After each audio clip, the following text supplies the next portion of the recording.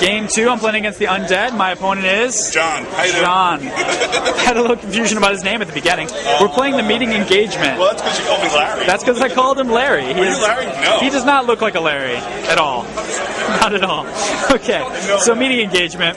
I set up my battle line like this with the knights on the left flank, basically a fire base in the middle, and some combat units as well in the middle.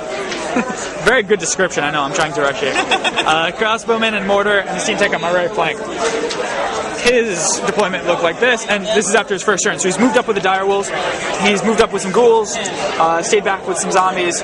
He's also got a big unit of Horde Graveguard with a BSB in it, a White King BSB. These wraiths scare the shit out of me because they're ethereal, and I didn't take a magic weapon on my warrior priest. Brilliant! Check in later. Start of the second turn.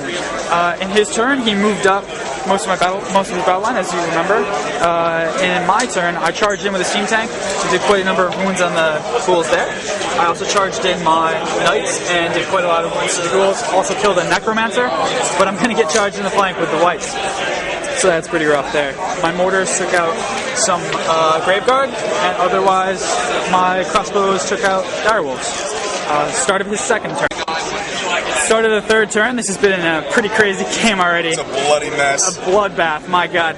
So, I don't even remember what was existing at the beginning of last turn. Sorry, guys. But I've been whittling down this unit.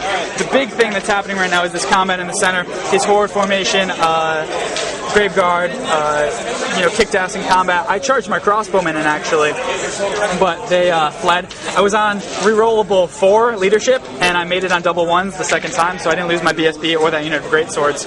But really fascinating game. I was trying to get in with some more units, but I blundered and did not move this unit of Freako out of the way last turn. So I'll check in a little bit. One other thing to report. These 3 objectives that you see here, 1, 2, and this one on the steam tank there, those are really big bonus point modifiers in the game. You can get up to 4 battle point modifiers by claiming them. Start of the 4th turn. Do you have any charges? Yeah, they're charging, sorry. Okay, no problem. Beginning of the 4th, I forgot my magic phase last time, which sucks because I had Throne of Vines up and Dwellers Below. In the combat phase, I destroyed some more ghouls, and over here, I won with my knights finally.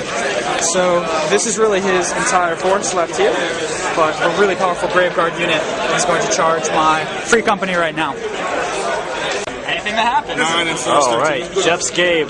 Turn 5. Invocation. It's going down. It's D6 plus 4 on Zarmus. Graveguard charge steam tank. Oh, you got +2 for rear. vampire and Skeletons. 8 there. Zombies fighting the knights. I'll let it go. Over there. Fucking vampire lords and necromancer. The unit got killed. Do you have raised zombies? No, it's just zombies are easy. It's looking pretty close. Let's see how it goes. I gave him my flank on the big unit, and he declined it. End of the 5th turn. It ended a turn early.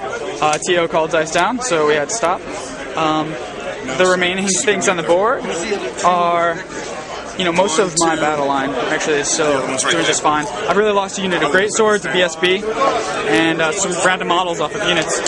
400 and Steam tank has 1 wound taken off of it, or 2 wounds rather. And now we're just counting up objectives. BSB is 230. Just the wrap up real quick. Unfortunately, we didn't get to the last turn, so I couldn't get another cannonball shot into the vampire or combat into the vampire. But I ended up squeaking out a 16-7, which is a lot closer than the final score indicates. Great game, and kudos to my opponent, John Holst.